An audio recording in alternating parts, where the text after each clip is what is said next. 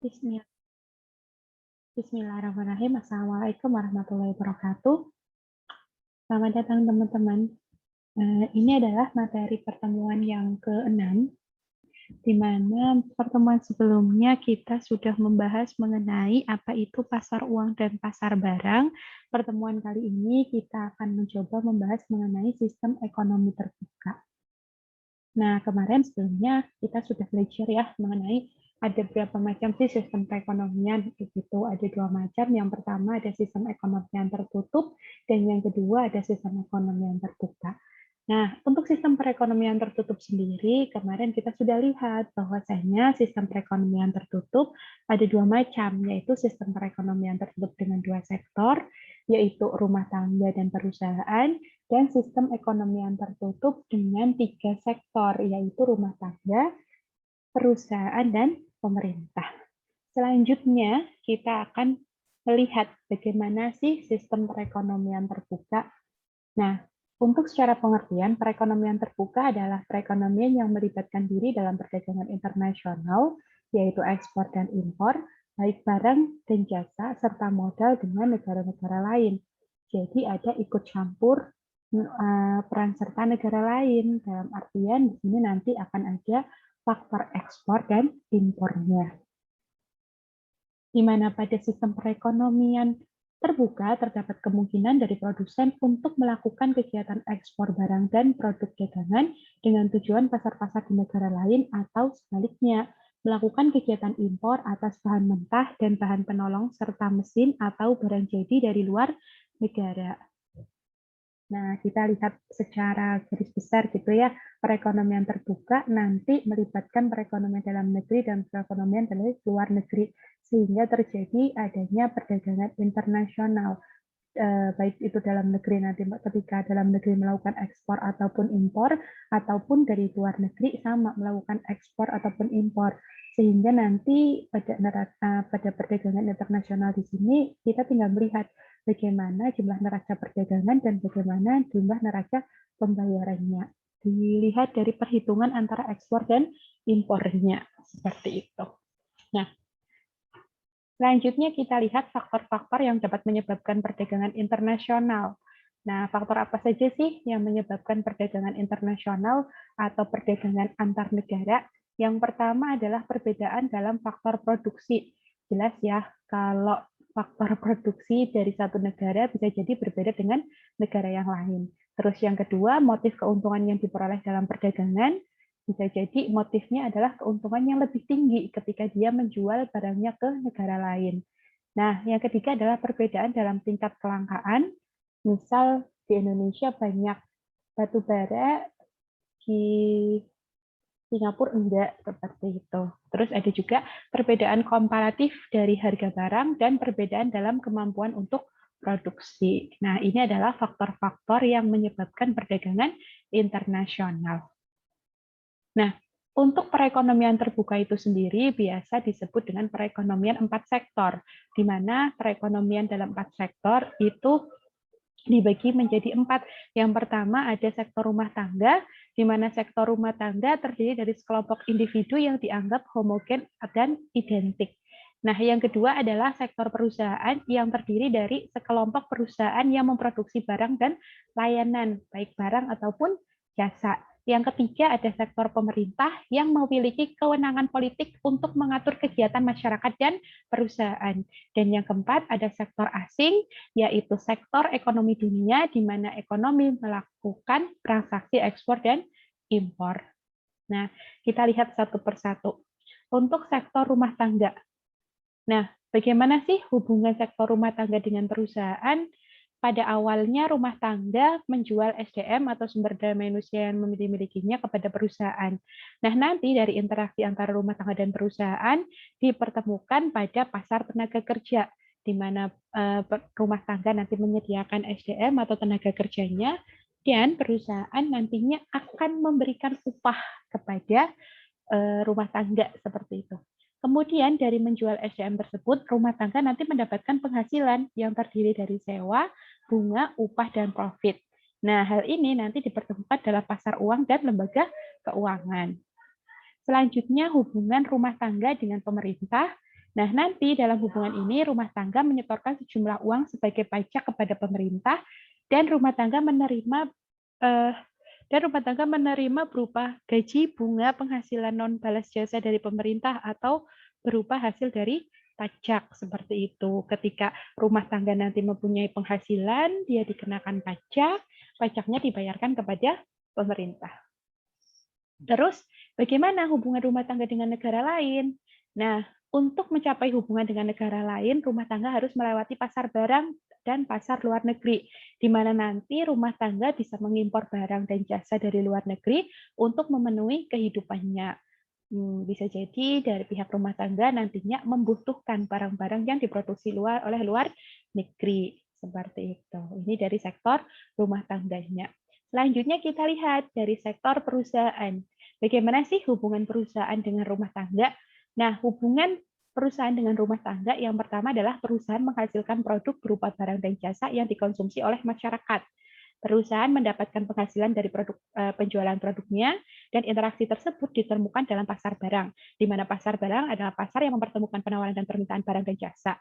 Nah, pasar barang sering diistilahkan sebagai pasar real, kayak gitu. Jadi perusahaan memproduksi suatu barang atau jasa, terus nantinya dijual di pasar barang, seperti itu. Terus yang kedua, bagaimana hubungan perusahaan dengan pemerintah? Nah, hubungan dengan pemerintah, nanti perusahaan membayar pajak kepada pemerintah dan perusahaan menjual produk dan jasanya kepada pemerintah juga melalui pasar barang. Jadi nanti perusahaan selain menjual produknya kepada rumah tangga, dia juga menjual produknya kepada pemerintah. Selanjutnya, bagaimana hubungan perusahaan dengan dunia internasional? Nah, hubungan dengan dunia internasional itu adalah perusahaan melakukan impor atas produk barang ataupun jasa dari luar negeri melalui pasar barang dan pasar luar negeri, di mana dari hasil penjualan tersebut perusahaan mendapatkan laba atau keuntungan. Mereka mengimpor barang, lalu barang tersebut dijual lagi di pasar Indonesia dan nantinya mereka akan mendapatkan keuntungan. Nah, selanjutnya bagaimana sih peran serta pemerintah seperti ini? Seperti itu. Nah, pemerintah itu kan tadi disebutkan bahwasanya pemerintah adalah pihak yang mengambil keputusan atau kewenangan dan mengambil kebijakan-kebijakan yang berlaku. Kita lihat bagaimana hubungan pemerintah dengan rumah tangga. Nah, hubungan dengan rumah tangga di mana pemerintah nanti akan menerima setoran pajak dari rumah tangga untuk kebutuhan operasional, pembangunan, dan lain-lain untuk membangun negara. Serta kita lihat juga bagaimana hubungan dengan perusahaan.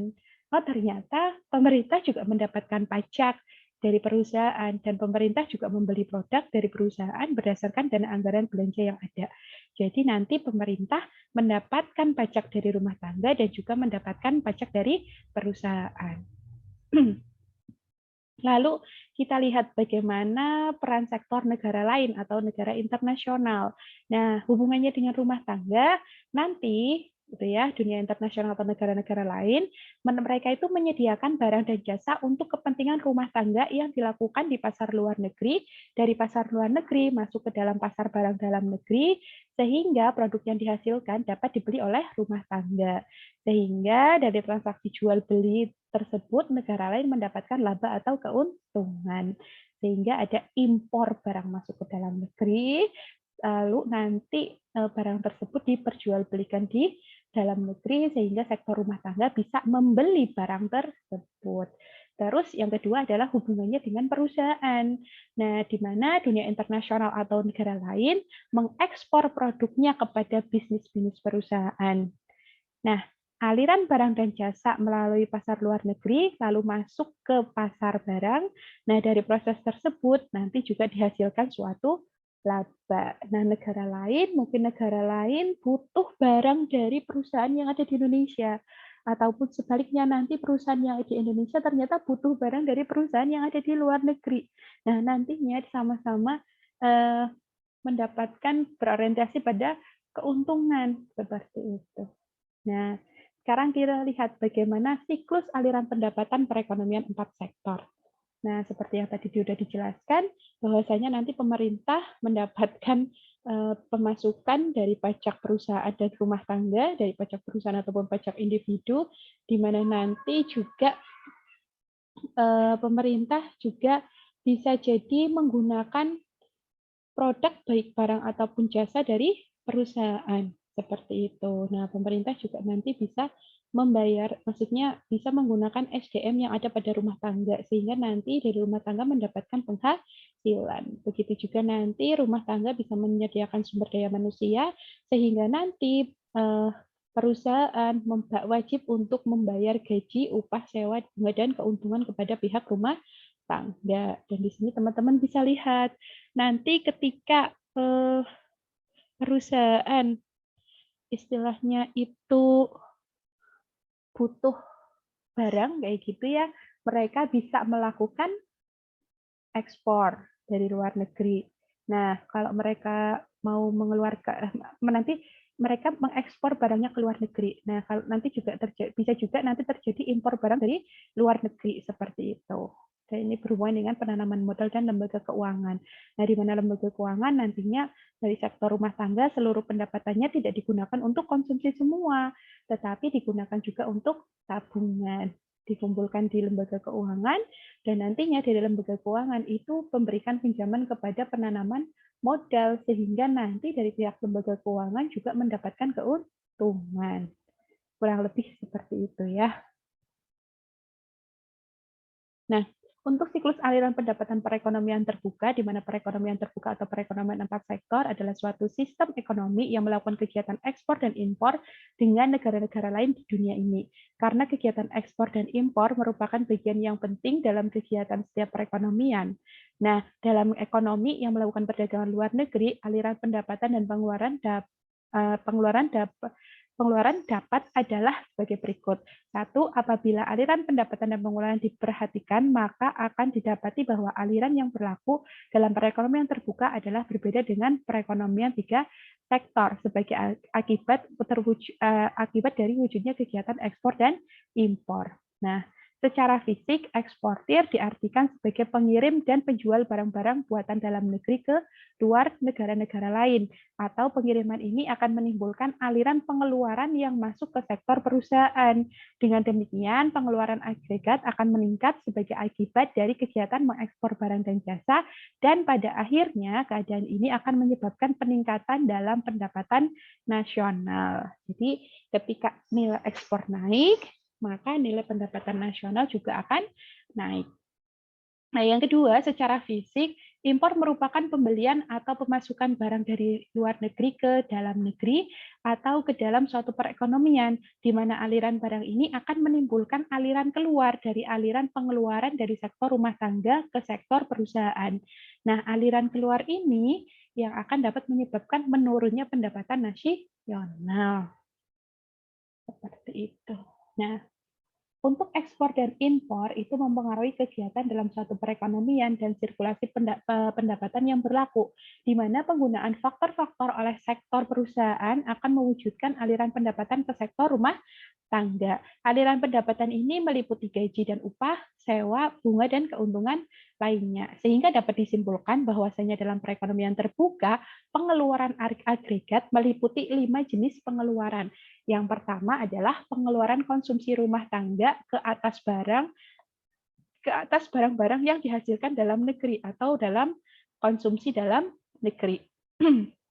Terus yang kedua ada investasi perusahaan untuk menambah kapasitas sektor perusahaan menghasilkan barang dan jasa. Ada yang ketiga, pengeluaran pemerintah atas barang dan jasa yang diperoleh di dalam negeri. Yang keempat, ada ekspor, yaitu pembelian negara lain atas barang-barang buatan perusahaan di dalam negeri. Dan ada barang impor, yaitu barang yang diberi dari luar negeri.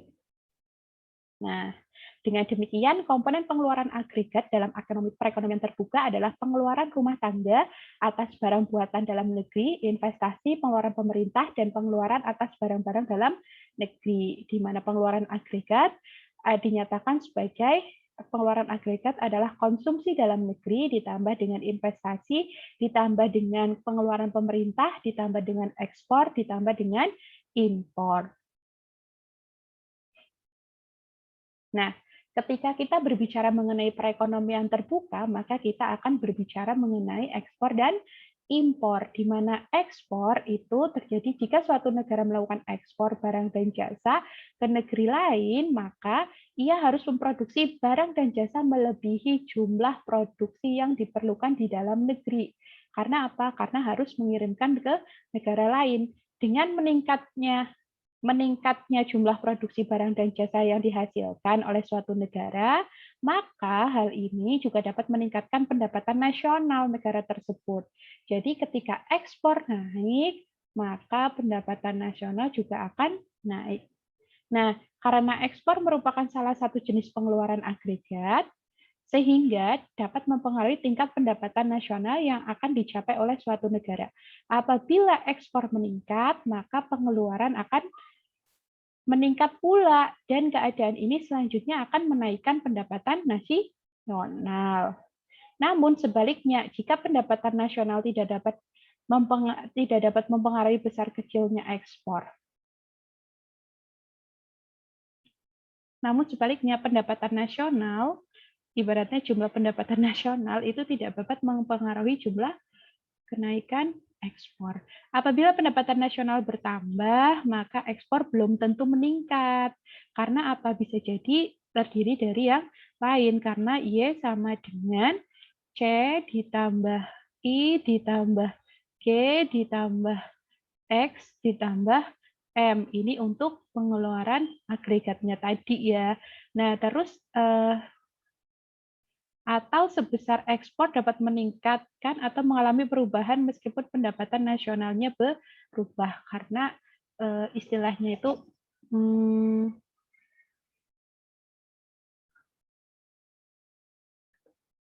ekspor itu meningkat. Misalnya ekspor itu meningkat ya, tetapi ternyata impornya juga meningkat. Otomatis kan sama-sama terjadi peningkatan ya, sehingga pendapatan nasional juga tidak terpengaruh kayak gitu.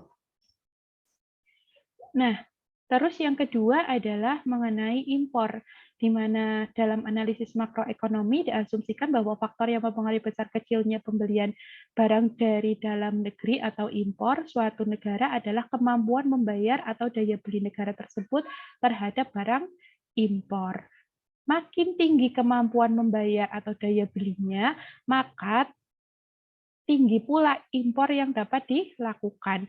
Karena tinggi rendahnya daya beli suatu negara dipengaruhi oleh tingkat pendapatan nasionalnya, maka tinggi rendahnya impor negara tersebut juga ditentukan oleh besar kecilnya pendapatan nasional. Jadi kalau tadi pendapatan nasional, ibaratnya pendapatan nasional tidak bisa belum tentu bisa mempengaruhi ekspor, tetapi pendapatan nasional itu bisa mempengaruhi impor. Nah, makin tinggi pendapatan nasional, makin besar pula impor yang dapat dilakukan oleh suatu negara. Yang dapat ya, jadi belum tentu dilakukan. Kan kalau impor itu pilihan, boleh dilakukan, boleh tidak dilakukan. Seperti itu. Nah, selanjutnya kita lihat faktor-faktor apa sih yang mempengaruhi ekspor dan impor kayak gitu. Nah, faktor yang mempengaruhi ekspor adalah suatu negara dapat mengekspor barang produksi ke negara lain ketika barang tersebut diperlukan oleh negara lain dan mereka tidak dapat memproduksi barang tersebut atau produksinya tidak dapat memenuhi kebutuhan dalam negeri negara pengimpor. Terus yang kedua, kemampuan dari negara tersebut untuk mengeluarkan barang-barang yang dapat bersaing dalam pasaran luar negeri. Nah, dilihat juga nanti kemampuan dari negara tersebut. Mampu nggak? Kalau nggak mampu, berarti nanti dia membutuhkan barang dari negara lain. Nah, peranan yang paling penting dalam hal ini adalah cita rasa masyarakat luar negeri. Bagaimana selera? Makanya ekspor itu, maksudnya ini kan berhubungannya dengan perilaku konsumen nantinya ya, ibaratnya manusia yang mudah bosan, manusia yang berganti-ganti tren, seperti itu. Nah, yang ketiga adalah pendapatan nasional bukan faktor penting dalam kegiatan ekspor, di mana kenaikan DIE atau pendapatan belum tentu menaikkan jumlah ekspor karena pendapatan nasional dapat mengalami kenaikan akibat dari kenaikan jumlah konsumsi, investasi, pengeluaran pemerintah, ataupun dari impor.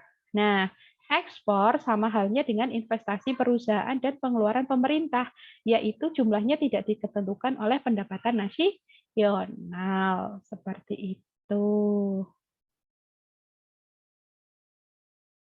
Nah, selanjutnya adalah faktor-faktor yang mempengaruhi impor, di mana impor adalah pengeluaran terpengaruh yang berarti semakin tinggi pendapatan nasionalnya, maka semakin besar pula impornya, atau semakin lebih besar juga dapat semakin besar. Jadi kalau memang dia menginginkan untuk impor, ya dia bisa karena dia mempunyai pendapatan yang lebih tinggi. Misalnya nih, nilai impor adalah proporsional dengan pendapatan nasional. Maka fungsinya adalah M sama dengan M dikali dengan pendapatan nasional. Jadi kemampuan impor dilihat dari berapa nilai impornya dikali dengan jumlah pendapatan dari suatu negara, di mana M nanti menggambarkan tingkat perubahan impor akibat perubahan pendapatan masyarakat dan pendapatan nasional. Nah, berarti di sini ya, M-nya nanti perubahannya, nilai impornya berubah nggak? Atau nilai pendapatan nasionalnya berubah nggak? Karena semakin tinggi nilai pendapatan nasional, maka kemungkinan untuk meningkatkan nilai impor itu akan semakin besar. Ini grafiknya nanti seperti ini ya, pendapatan negara atau Y, impornya ini M. Seperti itu ya. Terus pemisalan kedua, sebagian dari impor tidak dipengaruhi oleh pendapatan nasional, di mana pengusaha membeli barang modal. Nah, di mana ini terjadi ketika pengusaha memberi suatu barang modal. Maka fungsi M dikurangi dengan sama dengan M sama dengan M0 ditambah dengan MY. Maka M0 merupakan nilai impor yang tidak dipengaruhi oleh pendapatan. Di sini ada M0-nya. Atau M sama dengan 0. Nah, terus yang selanjutnya adalah inflasi menyebabkan barang produksi dalam negeri menjadi mahal. Sehingga hal ini mendorong masyarakat untuk membeli barang impor. Sebaliknya, ketika produksi dalam negeri lebih baik mutunya, maka impor akan berkurang. Nih, adanya efek inflasi ya. Jika tadinya harga barangnya atau permintaan impornya adalah misalnya ini di angka 5, tapi karena ada efek inflasi, ada kenaikan harga seperti itu, bisa jadi nanti permintaan akan barang impor itu semakin naik.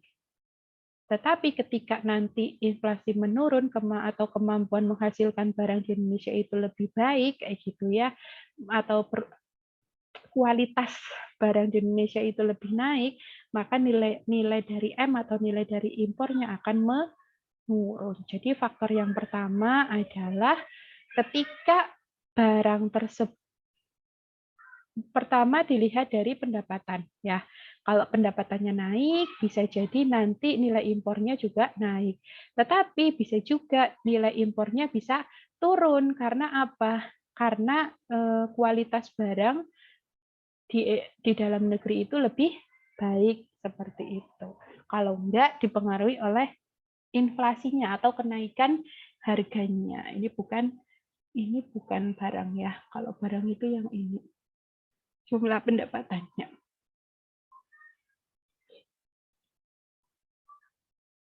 Nah, sekarang kita lihat nih untuk syarat keseimbangan perekonomian terbuka, di mana keseimbangan dapat diperoleh ketika penawaran agregat sama dengan pengeluaran agregat. Nah, secara serta suntikan sama dengan bocoran. Sehingga di sini teman-teman bisa lihat, untuk pengeluaran agregat itu kan rumusnya Y ditambah dengan M. Sedangkan untuk pengeluaran agregat rumusnya adalah Y ditambah I ditambah G ditambah X. Ya, sehingga untuk persamaan antara pengeluaran agregat dan penawaran agregat adalah AS ditambah dengan sama dengan AAE, di mana Y ditambah M sama dengan C ditambah I ditambah G ditambah X, sehingga Y atau pendapatan adalah jumlah konsumsi ditambah dengan investasi ditambah dengan pengeluaran pemerintah ditambah dengan ekspor yang dikurangi dengan impor. Seperti itu. Nah, penawaran agregatnya, pengeluaran agregat.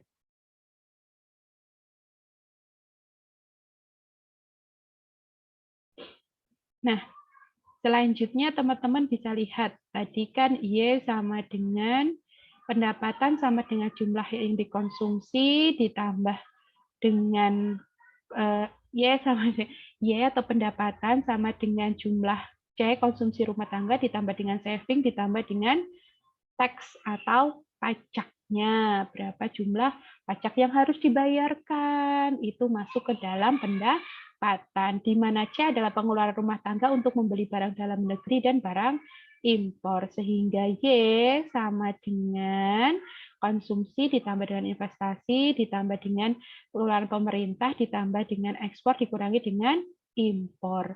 Maka keseimbangan pendapatan nasionalnya adalah kalau tadi pendapatan yang pertama ini, terus yang kedua adalah ini, maka C bisa dihilangkan. Sehingga ditemukan bahwasanya investasi ditambah dengan pengeluaran pemerintah ditambah dengan ekspor sama dengan saving ditambah dengan pajak ditambah dengan impor. Ini ekspor kok. Ini ekspor ditambah kalau ini dengan impor. Seperti itu. Salah. Nah, sekarang kita lihat keseimbangan dalam perekonomian terbuka di mana ekspor akan menambah pengeluaran agregat, manakala impor akan mengurangi pengeluaran agregat. Maka apabila perekonomian berubah dari perekonomian tertutup ke perekonomian terbuka, maka pengeluaran agregat akan bertambah sebanyak ekspor netonya atau X dikurangi dengan M. Seperti itu. Nah, ini misalnya ini adalah pendapatan nasional ya. Nanti teman-teman bisa lihat bahwasanya pengeluaran agregatnya itu adalah konsumsi ditambah dengan investasi ditambah dengan pengeluaran pemerintah ditambah dengan neto ekspor netonya. Ini ketika pendapatan sama dengan pengeluaran agregat dan pengeluaran agregat rumusnya adalah C ditambah I ditambah dengan G. Nah, ini adalah konsumsi dalam negeri, ini adalah jumlah konsumsi. Di mana jumlah konsumsi ini adalah nantinya ketika jumlah konsumsi ditambah dengan investasi dan pengeluaran pemerintah, maka akan menentukan jumlah pengeluaran agregat. Nah, pengeluaran agregat ditambah dengan ekspor netonya nanti akan terlihat berapa jumlah pendapatannya seperti itu. Nah, yang di sini juga sama,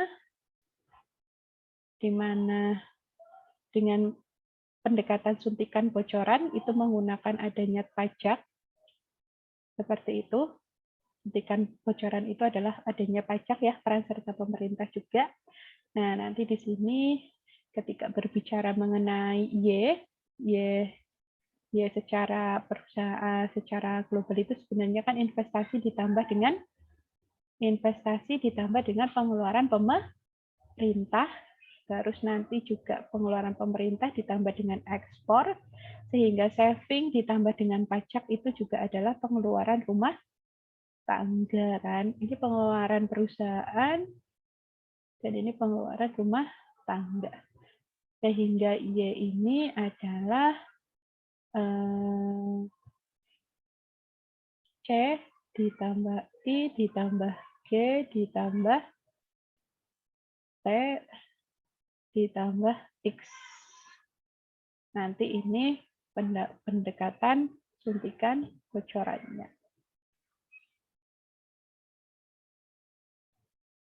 Nah, kita masuk ke dalam contoh perhitungan dalam perekonomian terbuka.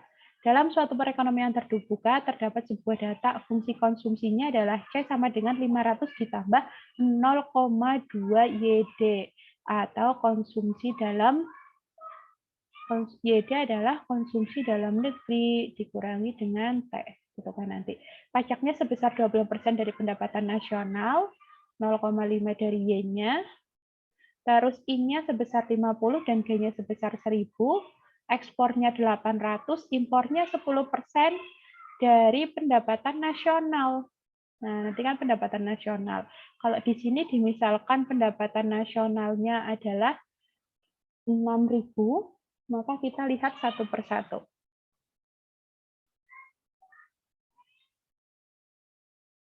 Yang pertama, kita lihat fungsi konsumsinya. Tadi diketahui ya bahwasanya C sama dengan 500 ditambah dengan 0,8 YD. Nah, untuk mengetahui berapa jumlah YD-nya, ternyata rumus YD adalah Y dikurangi dengan T. Nah, di sini disebutkan bahwasanya tadi Y-nya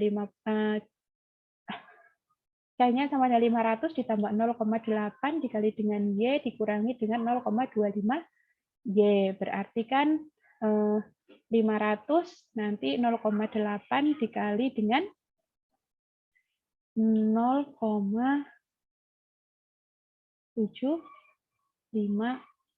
Y. Coba kita lihat benar nggak perhitungannya.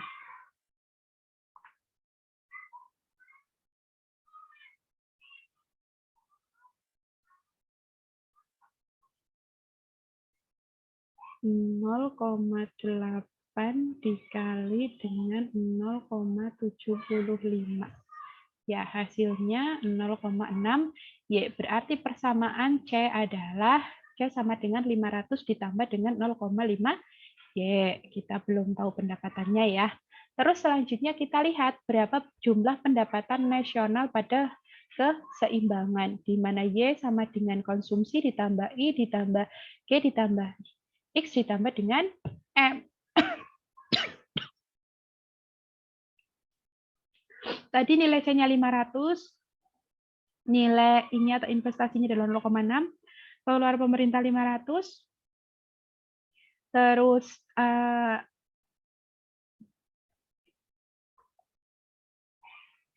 konsumsinya adalah 500 ditambah 0,6 Y, terus investasinya 500, pengeluaran pemerintahnya 1000, ekspornya 800, dan impornya adalah 10% dari pendapatan. Sehingga ditemukan angka 0,5 Y sama dengan 2.800. Sehingga ditemukan bahwasannya pendapatannya adalah sebesar 5.600. Nah,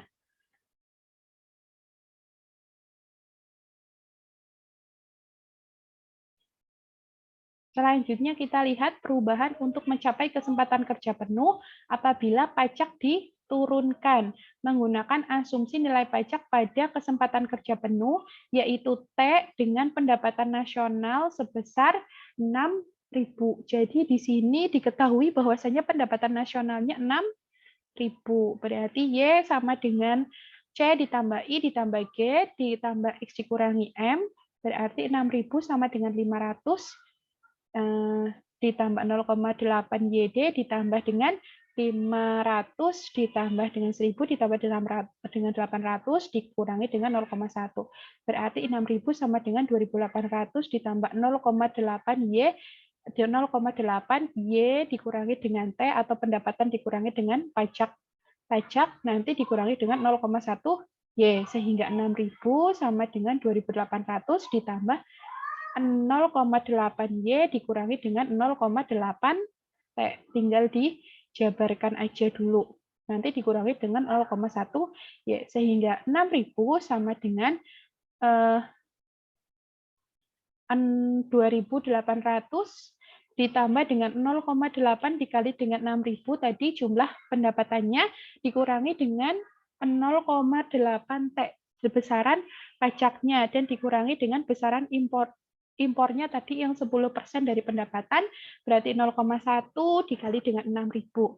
Sehingga ketika kita mencari jumlah nilai T-nya, 0,8 T sama dengan min 6.000 ditambah 2.800 ditambah 4.800 dikurangi 600. Sehingga 0,8 T adalah 1.000. Sehingga nilai T-nya adalah 1.250. Nah, apabila jumlah pajak tidak berubah atau jumlah pajaknya itu adalah 0,25Y, maka T-nya adalah 1.500 karena nilai Y-nya adalah 6.000. Seperti itu.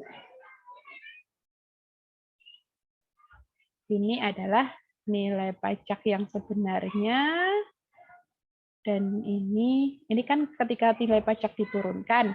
Nah, ini adalah ketika nilai pajak yang sudah tercantum di soal sebelumnya. Kalau teman-teman bingung, kita balik ke slide sebelumnya. Nih, di mana jumlah nilai T-nya adalah 0,25.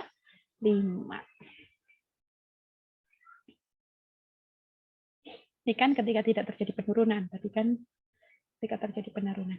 Nah, selanjutnya itu mengenai perubahan untuk mencari kesempatan kerja penuh apabila pengeluaran pemerintah dinaikkan. Kalau tadi kan pajak diturunkan, terus ini pengeluaran pemerintah dinaikkan, di mana asumsi kenaikan pengeluaran pemerintah adalah sebesar G.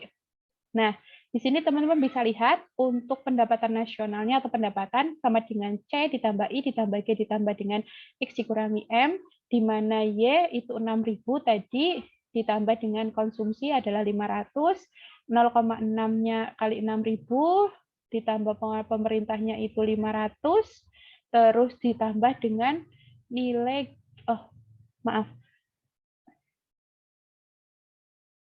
ini adalah C-nya itu adalah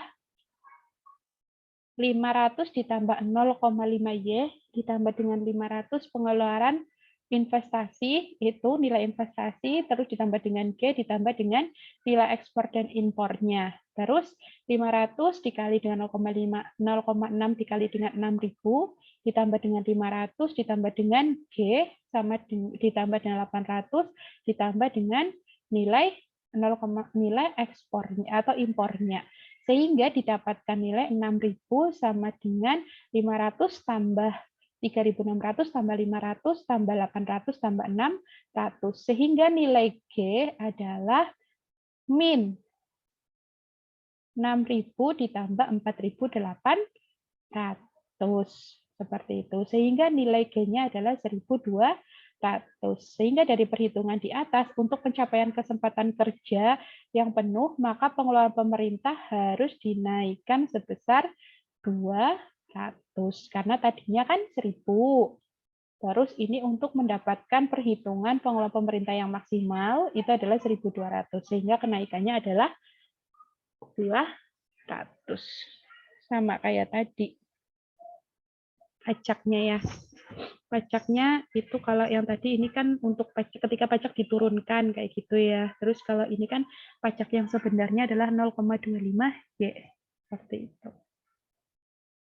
Nah, selanjutnya kita akan lihat bagaimana keseimbangan ekspor dan impor pada dua keseimbangan di mana Y sama dengan 5.600, M-nya atau impornya itu adalah 1% dari Y, 10% dari 10% dari Y, yaitu 10% dari 5.600 yaitu 560 seperti itu.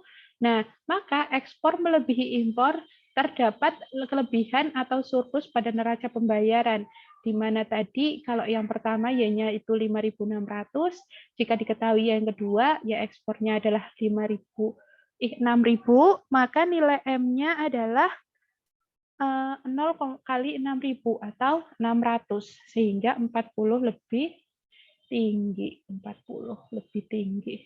Nah, maka ekspor tetap melebihi impor. Hal ini menunjukkan bahwa pada tingkat kesempatan kerja penuh terdapat lebihan atau surplus neraca perdagangan. Ini kan perhitungan penuh ya, pajak diturunkan sama pengeluaran pemerintah dimaksimalkan. G maksimal dan T-nya turun. Seperti itu.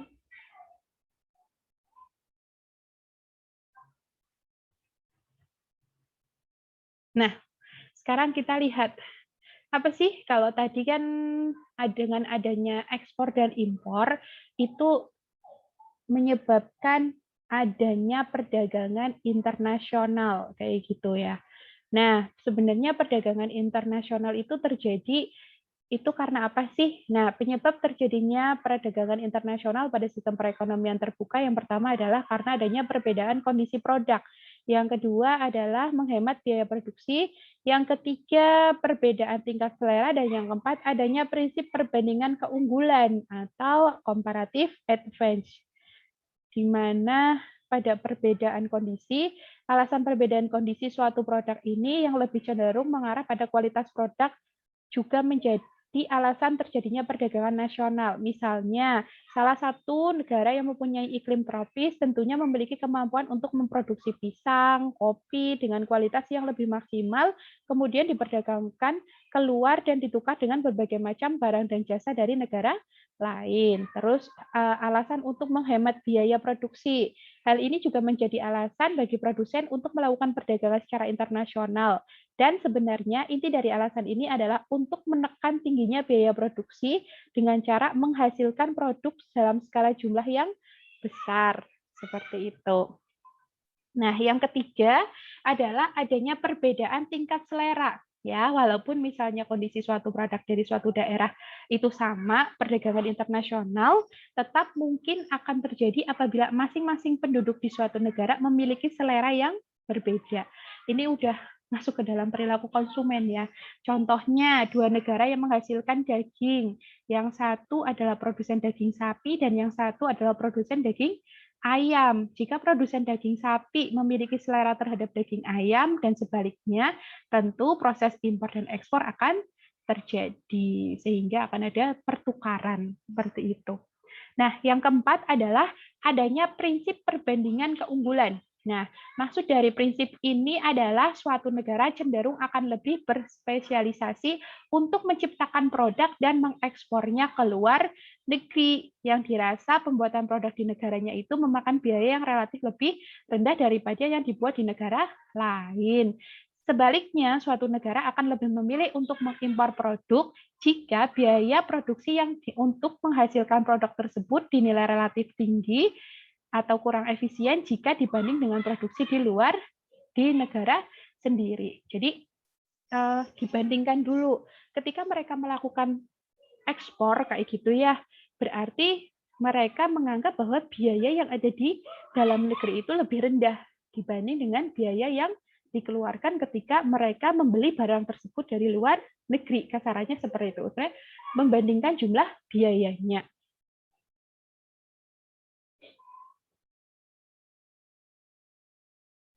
Oke. Mungkin seperti itu yang bisa saya sampaikan. Semoga bisa dipahami oleh teman-teman semuanya. Dan saya ucapkan terima kasih. Sekian dari saya. Wassalamualaikum warahmatullahi wabarakatuh.